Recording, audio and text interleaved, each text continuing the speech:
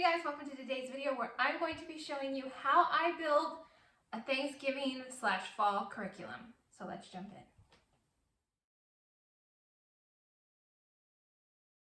in. Okay, really quickly, I wanted to just add this in. You will hear a couple of mistakes in this video.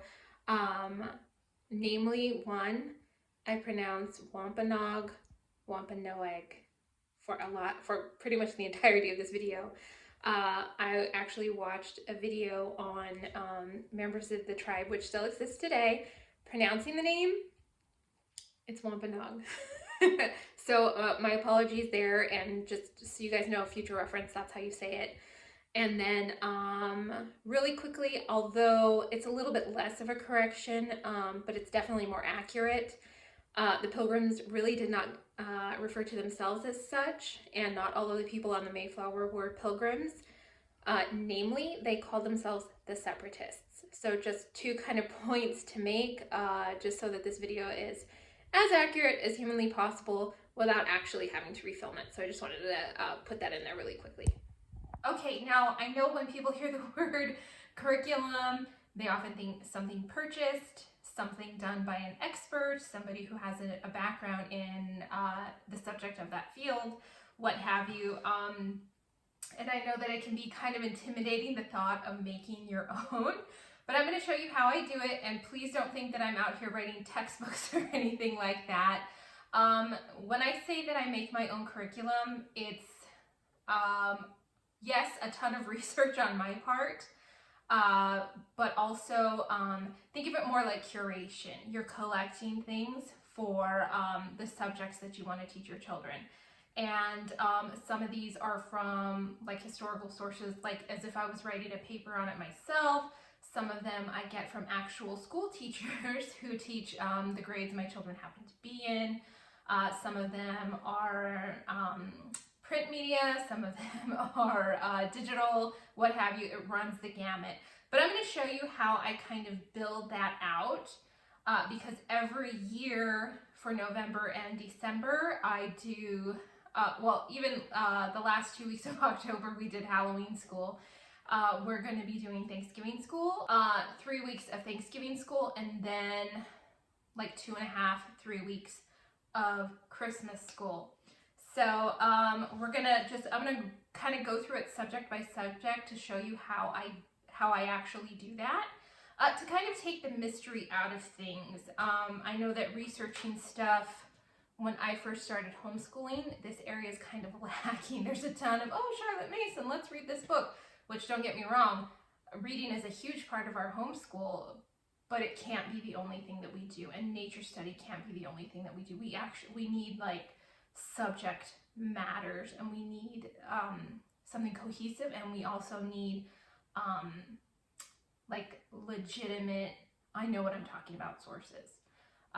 So I'm going to start with math and then just kind of go down from there because math tends to be kind of the scariest for homeschooling moms, especially if it's not a subject that is your strong suit. Now, for the most part, my kids do Khan Academy's math program. It's a program that's been around for a long time. I used it when I was in college, as did my husband. It's a great resource.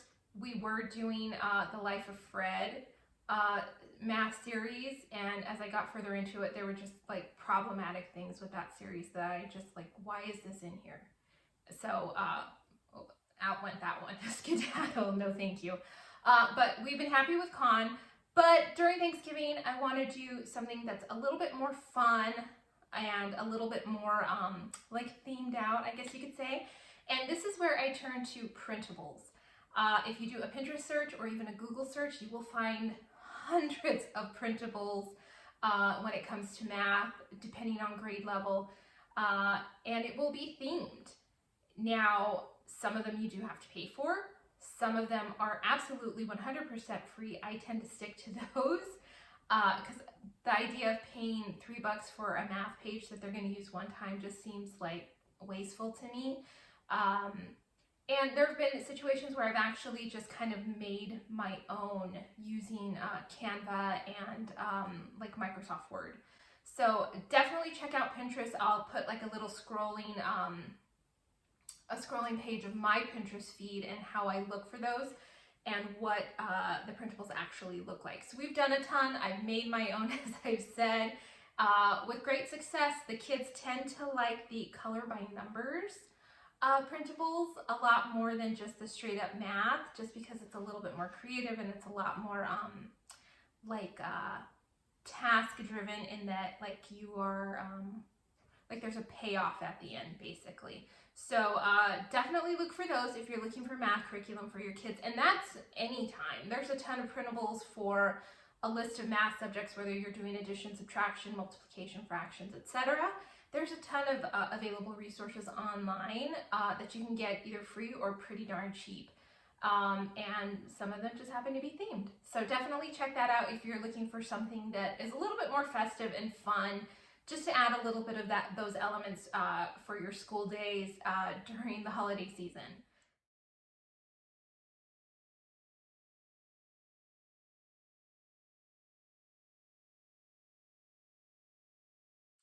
Next we have reading. This one's probably going to be the easiest. There is a ton of books for Thanksgiving, for fall, what have you. We go to the library pretty much every week, and there are a ton of sources that can kind of add to your reading and your study of Thanksgiving and that time period. We don't just study Thanksgiving itself. I mean, this time period in American history is pretty rich in source material, but you can also keep it kid-friendly. This is a book, and I've actually, when we studied the Gold Rush, I found the Gold Rush version of this book in my library as well. And it's If I Were a Kid in the 13 Colonies. And it basically tells about life in the 13 colonies from a child's perspective, what would have been expected of you, how you would have spent your day, things like that. This one is kind of almost like journalistic, like you're reading a diary. That's what this one is. And then this one is Squanto and the First Thanksgiving. If you are not familiar with Squanto, he basically helped the Pilgrims, the Plymouth colonists, during their first hard winter. He helped them learn how to find food, grow food for themselves. He actually spent time in Europe, and his story is just really, really cool. Not like everything that happened to him was cool. Some of it was pretty awful, but his story is definitely an interesting one. He is an important figure for this time period and for this particular group of people. So definitely check stuff like that out. And then when I can't find a book that I can read to my children, let's see. There is a woman, and I will have her linked down below.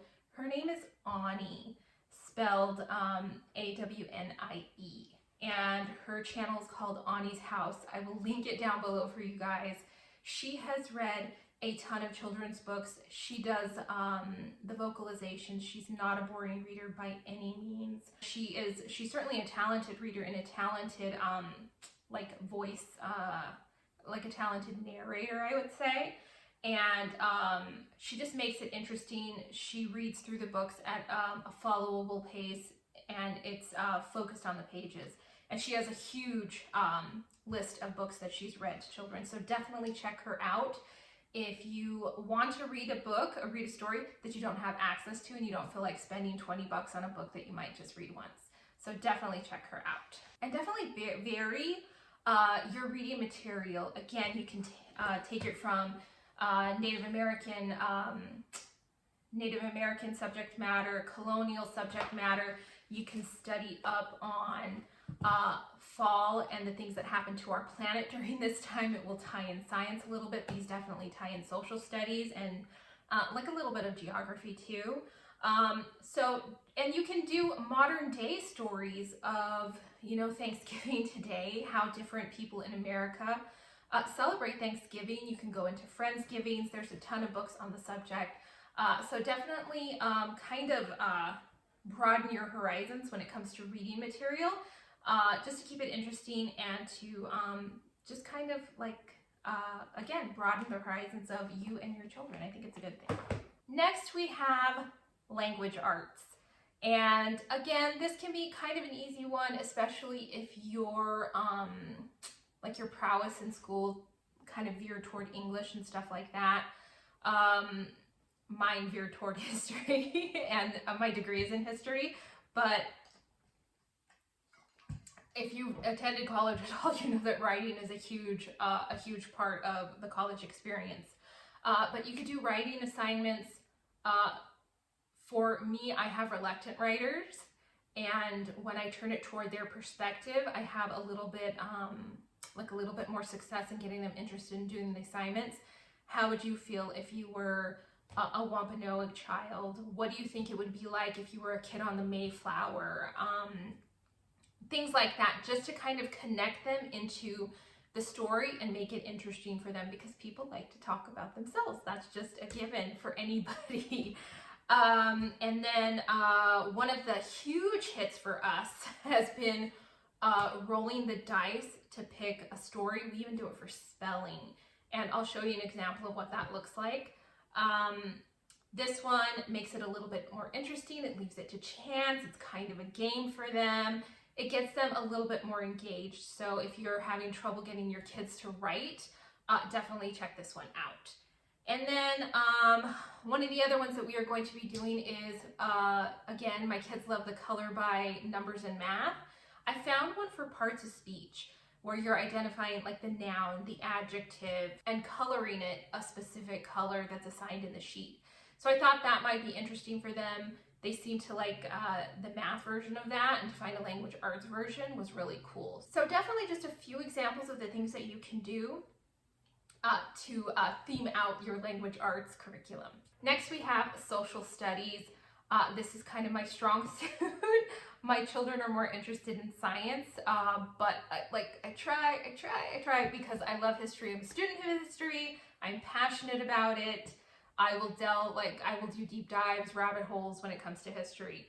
And certainly there's a lot of it to be had in terms of the United States, its history as a colony, and its history as Native American land. Now again, social studies, when it comes to children, is very broad. It includes history, it includes civics, it includes culture, it includes geography. All of these are kind of wrapped up into one big subject. So there's a lot to flesh out this area of school. You could look at the geography, where the Pilgrims traveled from England, how they spent time in Holland and eventually came here to become colonists. You can look at the East Coast of the United States and what states made up the 13 colonies. You can examine it on a globe, things like that. There are video tours online available. You can tour Plymouth and you can see what it looked like during colonial times, and you can see what the Pilgrims actually looked like, what the Native Americans look like. I know that there's a lot of caricature surrounding both of these groups of people, and it's not exactly PC. You're gonna see like little drawings of people with feathers in their hair. Did the Wampanoag actually do that? You can examine that. What we expect people to look like, what we expect the Native Americans to look like, what we expect the Pilgrims to look like, versus what they actually looked like, what the language of the time was. You can learn a couple of words in Wampanoag. You can learn how the Pilgrims talked, because even though they spoke English, they didn't speak modern English. So you can do an examination of that. And doing an examination of that can be really interesting.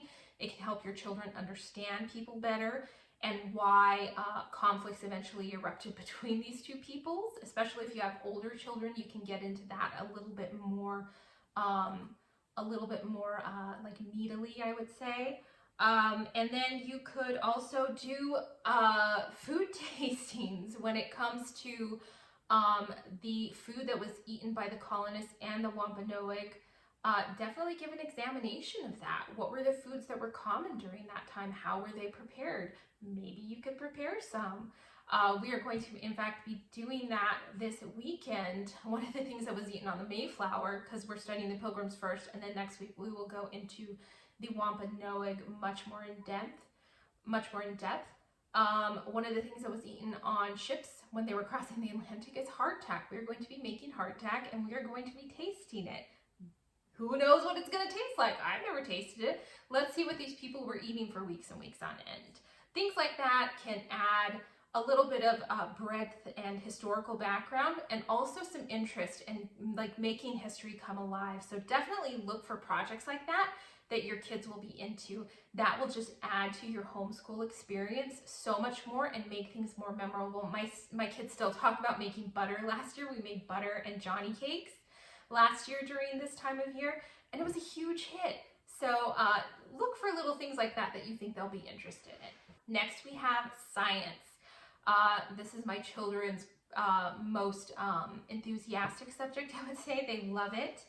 And there's a ton of stuff that you can do, not just in examining this time period, but this season itself.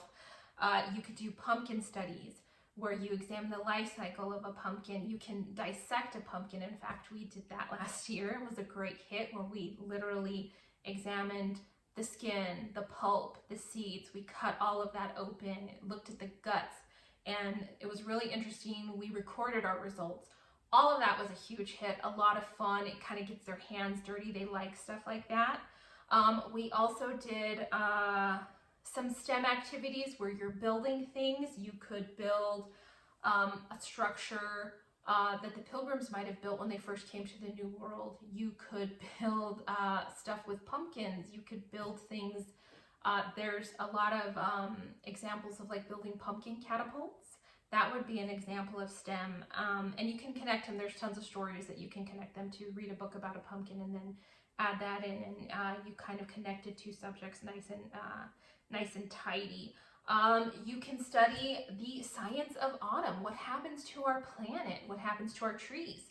Are there animals that start behaving differently during the autumn? What do they do?